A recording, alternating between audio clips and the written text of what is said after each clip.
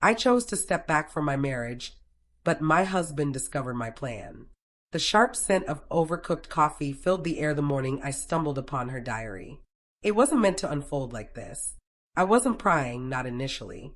Emma had left her journal open on the kitchen table, her precise handwriting spilling across the page like a secret begging to be uncovered. 2 weeks until I move in with Ryan. I need to figure out if Michael is truly my forever, or if I've been squandering my prime years. My fingers stiffened around my coffee mug. The steam clouded my glasses, but the real sting came from her words. They etched themselves into my thoughts, replaying endlessly. Ryan, a stranger's name. A pause in our marriage. My wife of 7 years was preparing to share a life with another man. Not because I betrayed her, not because I'd caused her pain, but because she wanted to weigh our marriage like a lab hypothesis. I didn't confront her immediately. I couldn't. I just stared at those pages until the coffee turned cold. That evening, she returned home as if nothing had shifted. Her hair was damp from the rain, her smile as tender as ever, once a source of comfort. "Rough day?" she asked, dropping her bag. I forced a grin. "Something like that." She brushed a kiss on my cheek and moved past, humming softly, oblivious to the fact that I now knew her secret. The days that followed were torturous. I noticed her packing small items, supposedly for work. Spare clothes, toiletries, a new set of lingerie I'd never seen her wear for me. Each night, I lay beside her, her steady breaths filling the silence, while I wondered how long she'd been crafting this deception while whispering, "I love you." On the 5th night, I broke the silence. "Emma, are you content with me?" She flinched, startled. "What? Of course. Why would you even ask?" "No reason," I lied, but her gaze flickered away too fast. A week later, over dinner, she dropped the truth. "I think we need some distance," she said, her fork swirling aimlessly in her pasta. "I feel like I've lost who I am in this marriage. I need to rediscover myself." "By living with Ryan?" I asked calmly. Her fork clattered against the plate, her face paling. "How did you?" I didn't raise my voice. I didn't slam the table. I just held her gaze, seeing her anew. Not as my wife, but as a stranger in her place. "Your journal was open," I said. The silence that followed was suffocating. At last, she murmured, "Michael, it's not what you think.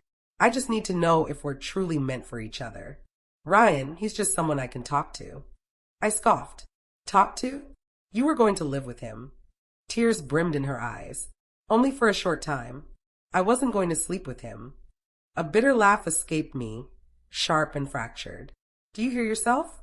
You were ready to toss our vows aside for a test drive with another man, and you expect me to believe this is about finding yourself." That night, she slept in the spare room. I stayed awake until dawn, staring at our wedding photo, her in delicate white lace, me in a suit too large for the naive man I was. I'd built my world around her. Every dream, every sacrifice, every late night at the office was for our shared future. Now, she was discarding it like worn-out clothing. But I didn't shout. I didn't plead. I made a plan. The next day, I visited the bank. Our accounts were intertwined, savings, investments, a shared life like a knot tightening around my neck. I quietly, legally separated my share. I contacted a lawyer. 2 days later, I changed the locks on the cabin we'd bought for our anniversaries. A week later, I moved most of my belongings to my brother's place. All the while, I played the part, kissing her cheek each morning, asking about her day, watching her smile, believing she held the upper hand. Then the day arrived. She stood by the door, a small suitcase in hand. "I'm going away for a bit," she said, her voice wavering slightly. "Please don't be mad." I offered a gentle smile. "I'm not mad, Emma. I just hope you find what you're searching for." She kissed my cheek one final time and walked out, convinced I'd wait for her. 2 weeks passed. I didn't call or text. She sent a few casual messages at first, then longer ones, almost desperate. I responded once, "Take your time." She didn't know the lawyer had already emailed her preliminary divorce papers. When she returned, suitcase in tow, expecting to slip back into her old life, her key didn't work. I opened the door halfway, leaning against the frame. "Michael, why's the lock?" I changed it, I said. I think it's time we make this permanent. Her eyes widened. Wait, what? Michael, I thought we'd talk. You made your choice, Emma. You tested our marriage, and it didn't hold up. She tried everything then. Tears, apologies, even anger. You're blowing this out of proportion. It wasn't an affair. It was just a break. My heart pounded, but my voice stayed steady. You threw it all away. You just didn't expect me to walk away from the ruins.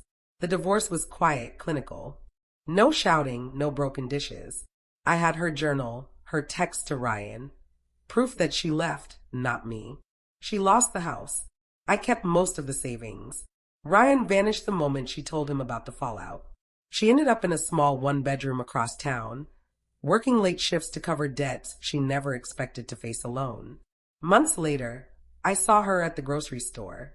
She seemed diminished, weary, her eyes shadowed. Michael, she said softly, almost a whisper. Can we talk? I hesitated, then nodded. We sat in the cafe corner, nursing cheap coffee. I was foolish, she admitted. I thought I was proving something about us, about you. But I only proved I didn't deserve you. I didn't gloat or smile. You broke something irreparable, Emma. Trust doesn't come back once it's gone. She nodded, tears falling.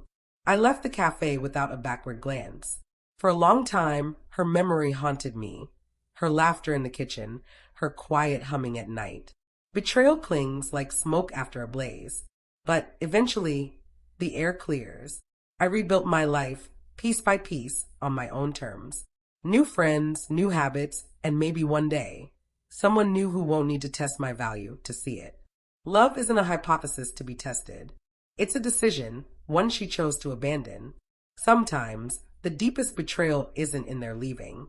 It's in their belief they can return as if nothing ever broke. Please subscribe to my channel for more stories like this.